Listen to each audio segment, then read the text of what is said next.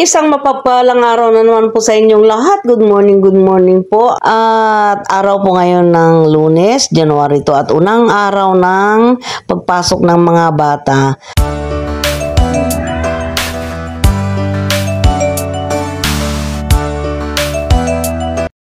Mangilan-ilan pa lang po ang mga estudyante na pumasok po ngayong January 2. At kaya po kami nandito guys ay para kunin po yung class card po ng aking apo. Teacher lang ho ang kumpleto pero yung mga estudyante hindi eh. Yan. Hindi na wala na tayong anuhan doon. Tapos na naandito na sa atin. Ito po yung apo kong matigas ang ulo eh. Ayan yung classroom niya. Oh, magpaalam ka na kay teacher. Dali. Ay, wala. Ay, huwag na. May bahay na. Ayan. Malamang ito na ho yung huling pagpasok ko po dito.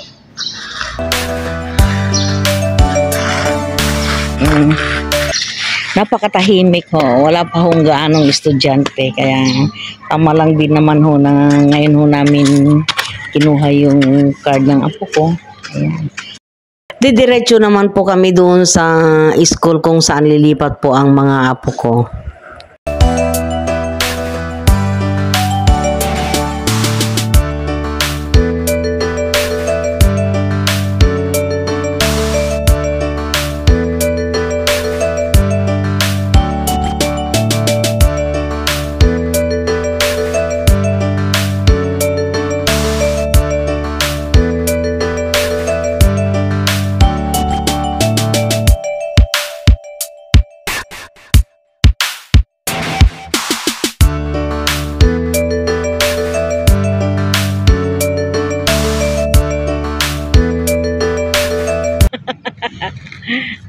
Sige, maglakad ka na.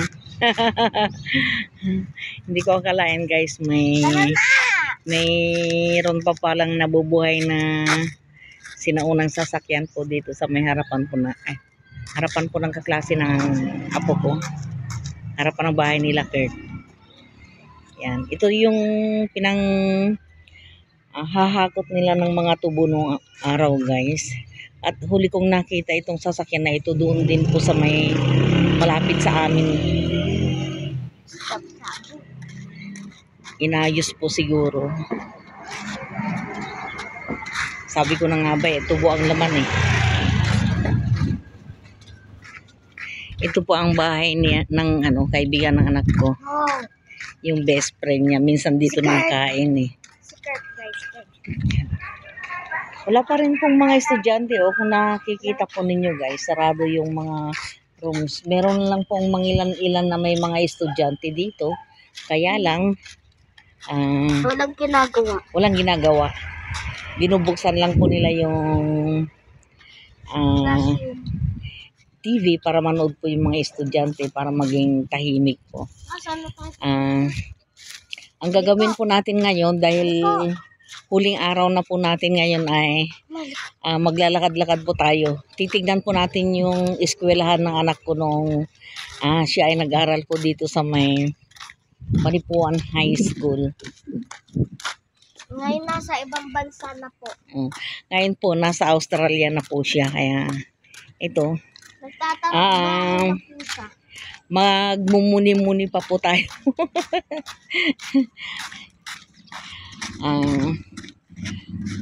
Ito na yung huling alaala ng aming school. Ayan. Tabi na. Ang dami pong mga basura guys.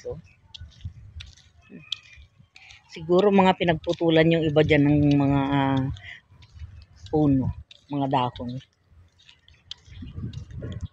Ayan, ito akala mo patay na ito eh.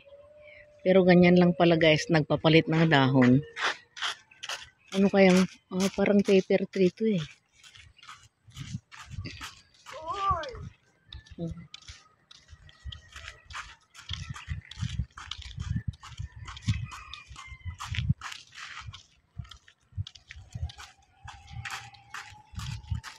Yan, tingnan nyo guys.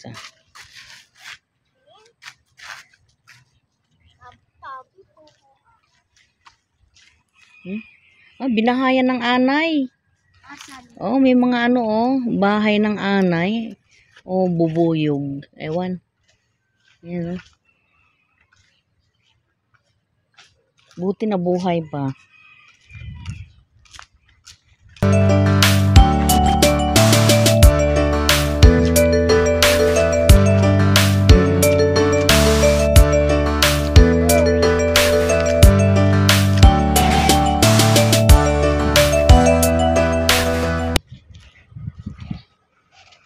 Ano ang ginaganap nila dito, nak? Minsan, yung dito nila ginaganap ang fiesta. Marami pong mga palaruan dito, guys, pagka halimbawa fiesta. At dito rin nangyari yung pagkasunog ng isang ano, guys. Ano ba yung nasunog noon? Chubibo? Oh. Gas. Oo. Gaas daw ang cause ng sunog, guys. Muntik na kayang masunog yung bahay na yan. Ano ulit tawag yung nandyan doon? Nakatayo pala rin. Nasa coin yun eh. Oo. Coin. Ayan, balik na po kami at medyo tanghali na, guys.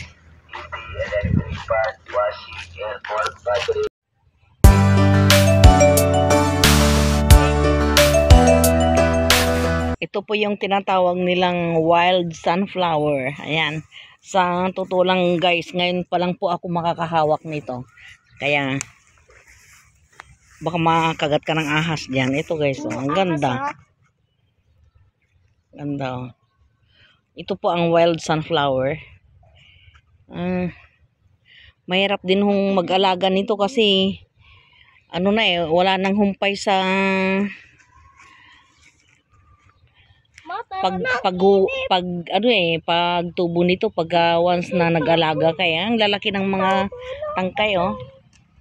Grabe. Pero napakaganda, ha. Pagka ganyan na tagbulaklak, napakagandang pagmasdan. Oh, ayan, oh.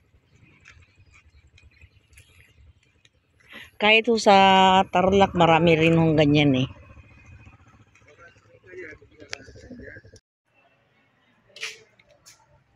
Bale, ito yung magiging kwarto ng mga apo ko. Ganyan na talaga lang. Baryong-baryo.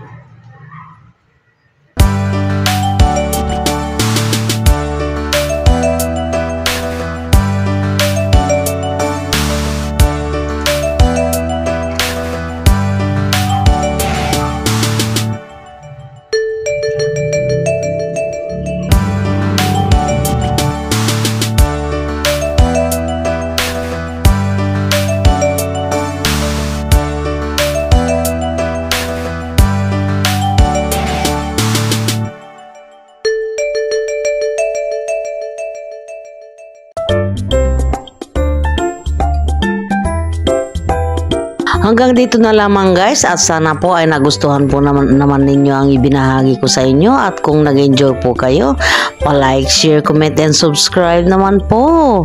Bye, guys!